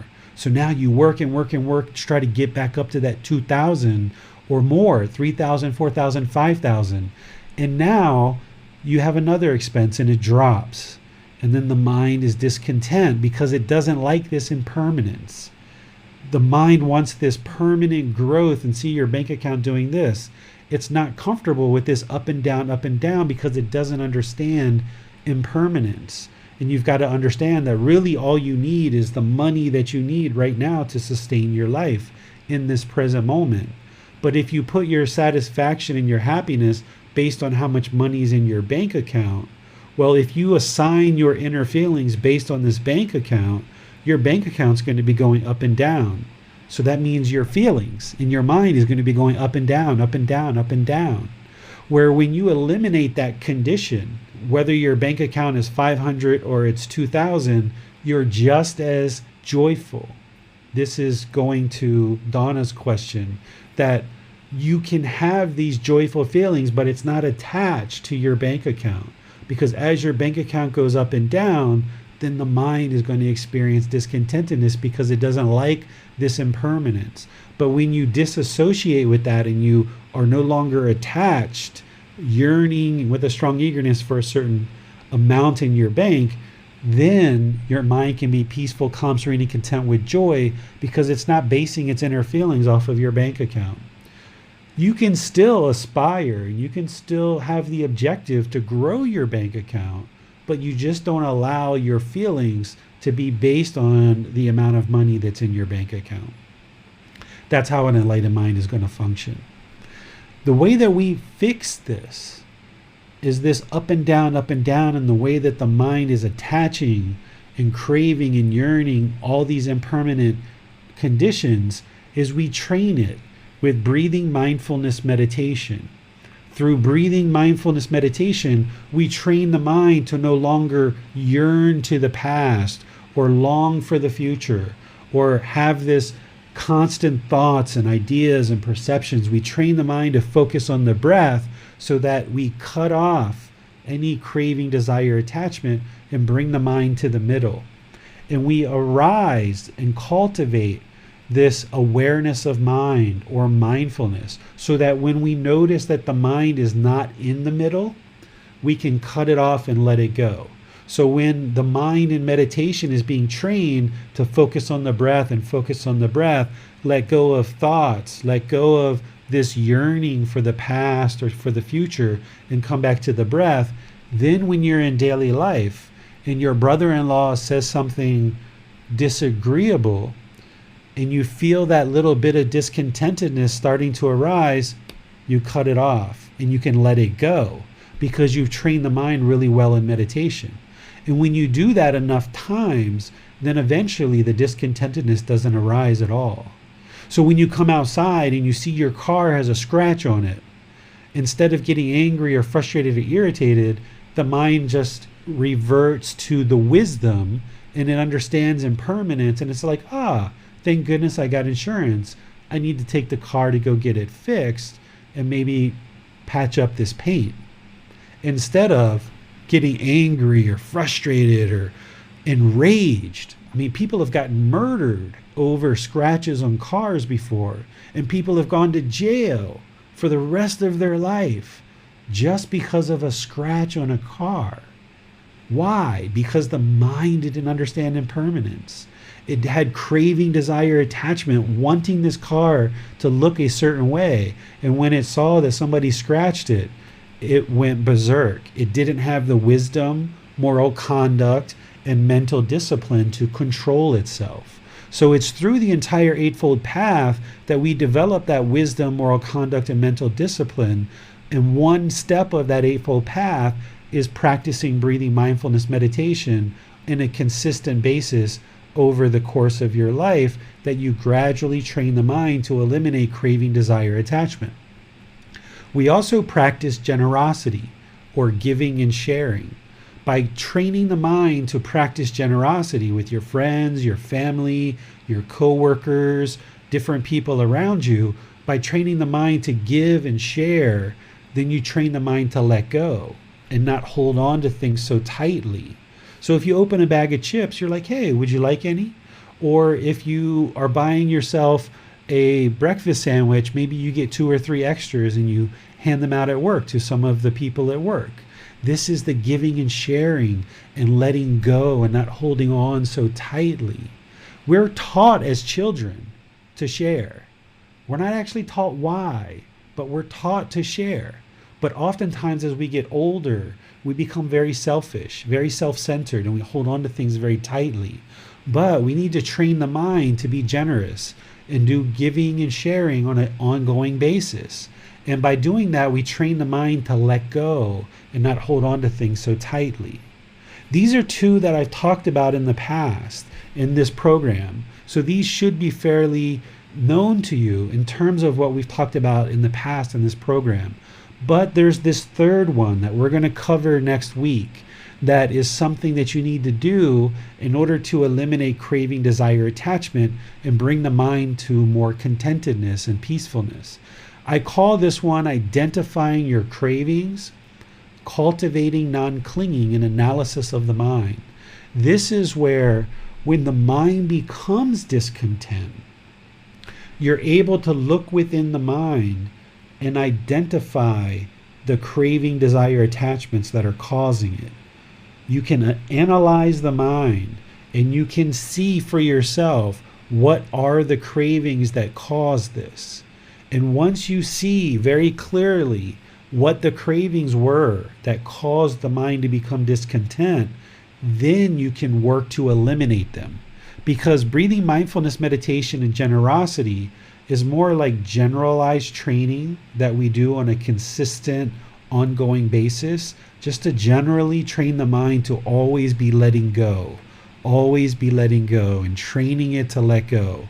But it's this 3rd one of identifying exactly what your craving is, so that then you train the mind to let go. So using Amina's example, in that example, I can see that there's probably some attachment to being a good parent, and she wants to be a good parent. So when she heard somebody say something that maybe she wasn't a good parent, that arose some discontentedness, because she has this longing and strong eagerness to be a good parent and be perceived that way by others.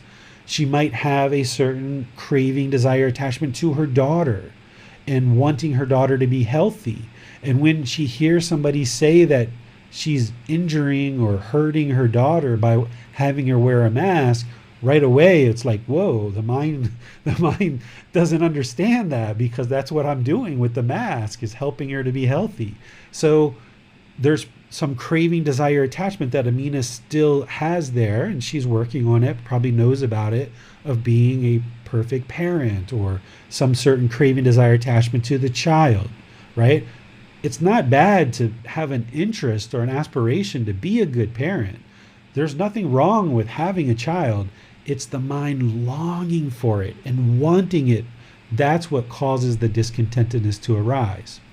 Or in the example of having a car and seeing a scratch, if the mind comes out and you become frustrated or irritated when you see a scratch on the car, if you analyze the mind and you see the discontentedness associated with the scratch, then you've identified one of your craving, desire, attachments. I'm attached to my car. I'm trying to keep my car permanently looking good. Again, there's nothing wrong with looking to maintain your car and keeping it looking nice, but it's when the mind is holding on to it too tightly, expecting permanence, that's what's going to cause the mind to be discontent. So when that scratches on the car and the mind becomes frustrated, maybe you're attached to the car, or maybe you're attached to your money and you realize you're going to now have to pay money in order to get that fixed, and you're frustrated because of the money. Or maybe the time that it's going to take you to go to the car dealership and get it fixed. Maybe that's part of the attachment. Usually early in practice, any one particular situation of discontentedness, there's going to be 2, 3, 4, 5, 6 craving, desire, attachments that cause any one particular incident of discontentedness.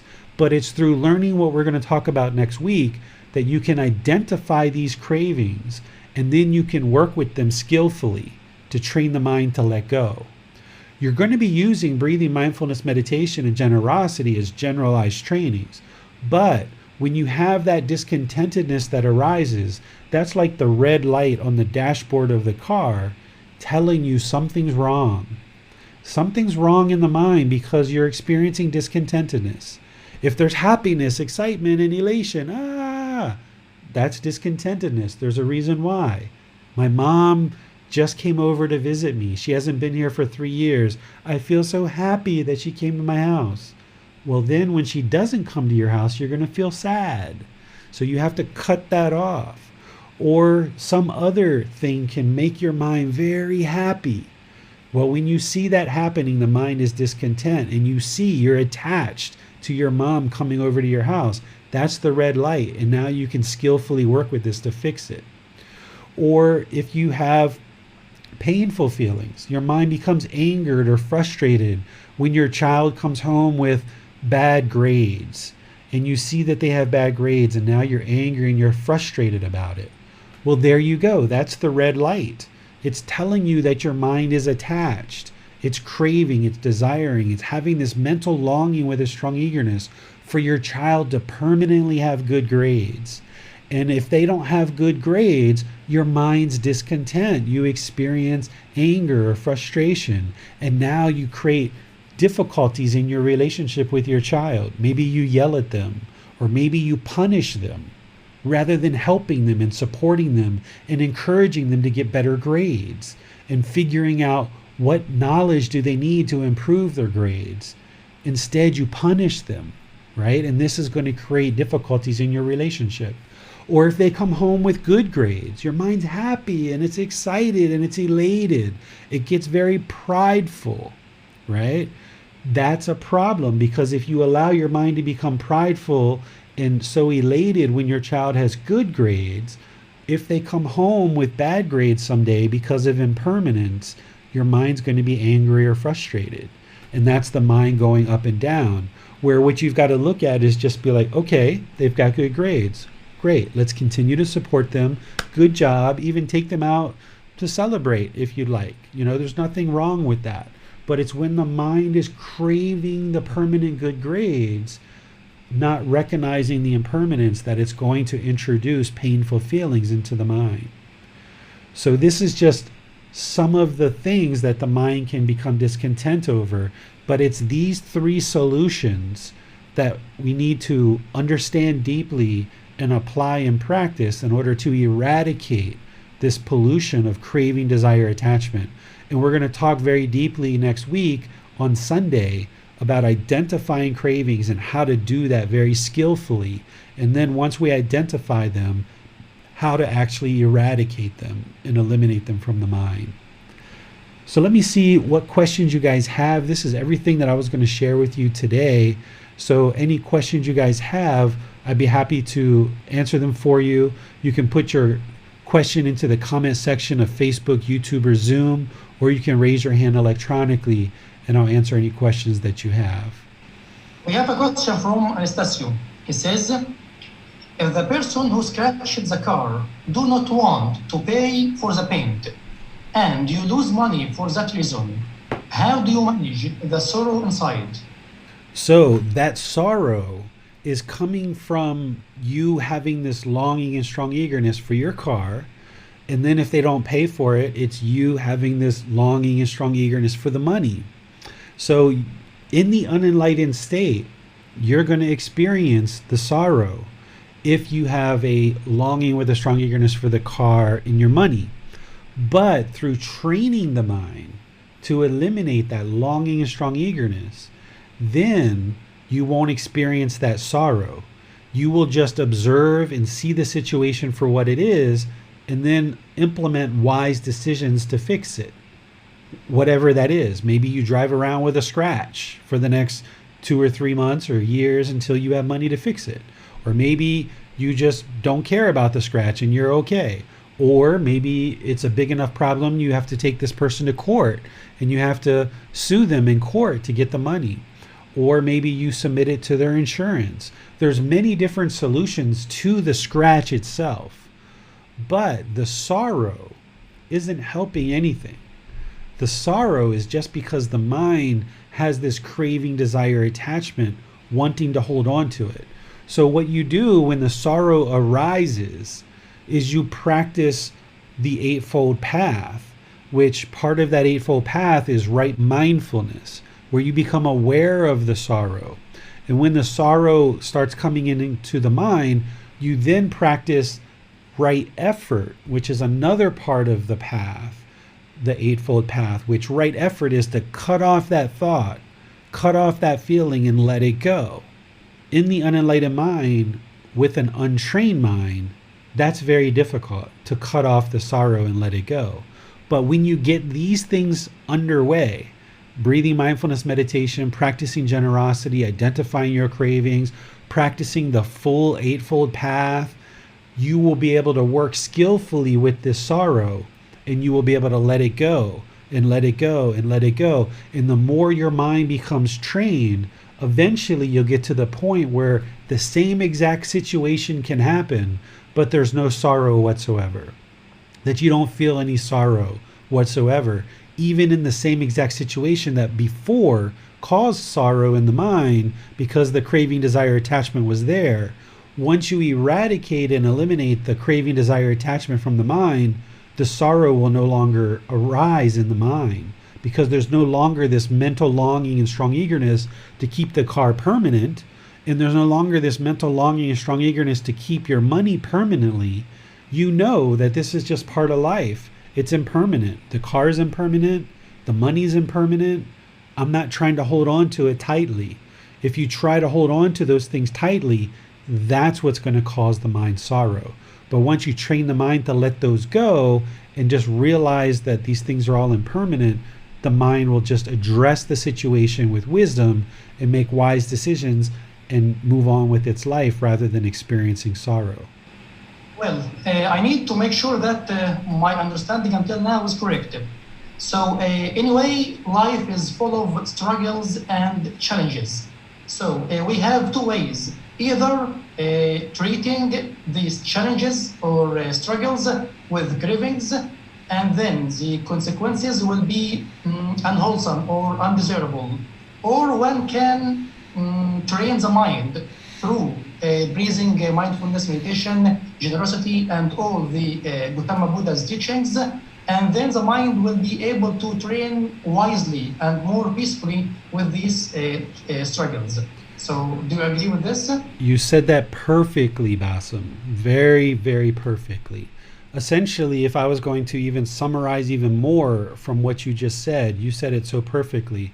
But essentially, what the unenlightened mind is doing is it's reacting.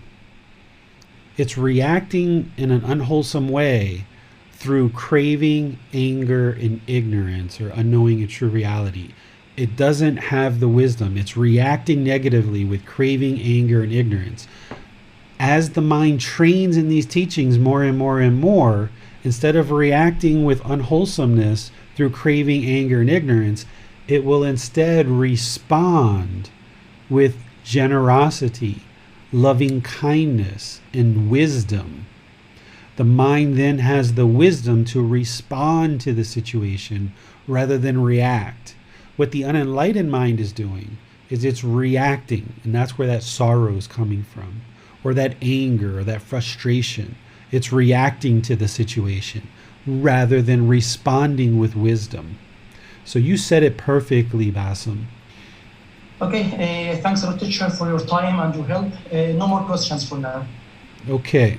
What about Manal? Does Manal have any from Facebook or YouTube? There are no more questions on Facebook and YouTube. Okay, Thank you. great. Well, I would like to thank all of you guys for all of your questions, whether you're on Facebook, YouTube, or Zoom. It was a great class to be able to share this with you and help you to see more clearly what is the problem in the unenlightened mind and what are the solutions. There's plenty of teachings to learn. There's a lot to understand, and it's going to take you some time.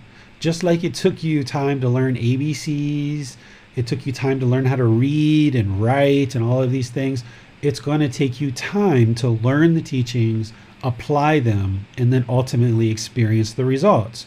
Where now you can sit down and read a book because you've done all the work to learn your ABCs, learn how to pronounce words. It took you many years to do that. And it's going to take you some time to train the mind to eliminate discontentedness. But who wants to live with discontentedness? Who enjoys being angry or frustrated or irritated? Who enjoys being bored or lonely or shy? Who enjoys resentment or jealousy? We don't enjoy these things. So we should have motivation and encouragement to learn and practice these teachings to eradicate these from the mind. And you've got a teacher who's willing to support you, encourage you, and help you with all these resources. They're all completely free. Nothing has a price tag on it. All the books that I write and publish are completely free. All the audiobooks are completely free. All the classes are completely free. All the personal guidance is completely free. So it just requires your dedication, your determination, your diligence to dive into the resources to learn and practice and seek guidance with the teacher to gradually train the mind on this path to improve the condition of the mind. And as you do, you will feel so much joy that the mind is clearing out this discontentedness because it's becoming more and more peaceful, calm, serene, and content with joy. And the more that you stop trying to train the outside world to do things your way, and instead train the inner world, your own mind, to understand these natural laws of existence, the mind will gain this wisdom and will make wiser and wiser decisions in the world, and you will see that the mind will gradually become more peaceful. You will see within a few days or a few weeks, as you get underway with these trainings, that as you practice with the Buddha's teaching, the mind gradually becomes more peaceful, and you'll see the truth for yourself rather than believing a bunch of things, hoping that it'll come true when you die. You can see the results of your practice right now as you learn and as you practice. You can independently confirm that what you're learning and what you're practicing is helping the mind to experience the world in a different way. You no longer get disgruntled and angry, for example, when your grocery bag falls apart and the groceries are all over the floor. You just realize, oh, impermanence, let me just pick them up. No big deal, and we'll move on with our life. So you start training and you start responding to the world through this training that you have rather than reacting negatively. It just takes time. It's going to take a lot of time. So if you're watching for the first time, be sure you download this book, or you can get a printed copy from Amazon.com if you like, or wherever the equivalent is in your country. And as you read and you learn these teachings, you can get help through our Facebook group, through the online classes, through sending a private message, or scheduling a personal guidance session as you need going forward. So I'm here to help you. You just need to apply your dedication and diligence to learn. So I'd like to thank Manal and Bassem and James and anyone else who decides to moderate in the future. It's really great to have you guys to support these classes, and that's part of your generosity and your practice of generosity, to share your time to help all of us to have a class where we can continue to focus on the teachings. And thank all of you guys who asked your questions to draw out the teachings more and have more discussion as part of the class. Next week on Sunday, we're going to be in chapter 13, which is identifying cravings, cultivating non-craving and analysis of the mind. Here we're going to dive deeper into how to identify cravings in the mind so that you can eradicate them. So if you read the chapter either before or after class, you'll be able to get more benefit out of the class. And then on Wednesday, we're going to be doing breathing mindfulness meditation. This meditation that I just mentioned, which is the problem in the mind of craving, desire, attachment, we're going to be using the solution, which is breathing mindfulness meditation. I'll be teaching that on Wednesday at the same exact time, either here on Facebook, YouTube, or Zoom. And all of this gets recorded. So if you can't attend live on Wednesday, then you can listen back on the podcast or in YouTube or in our Facebook group to see what I taught on Wednesday for meditation. And if you're interested in getting meditated before Wednesday, I've taught this same class many, many times, so you can get to our YouTube channel or to our podcast and you can watch classes that I taught previously. Just search for Daily Wisdom, Walking the Path with the Buddha. So until our next class, either Wednesday or next Sunday, have a lovely rest of your day, and we'll see you next time. Sawadee khap. Thank you for listening to this podcast. To provide support for this podcast, visit patreon.com/support Buddha. To access more teachings, visit buddhadailywisdom.com. There, you will discover a full range of courses, retreats, and online resources to assist you on the path to enlightenment. Remember to establish a daily, consistent meditation practice, along with learning and practicing these teachings. A well-developed meditation practice is the foundation in which to train the mind to attain enlightenment.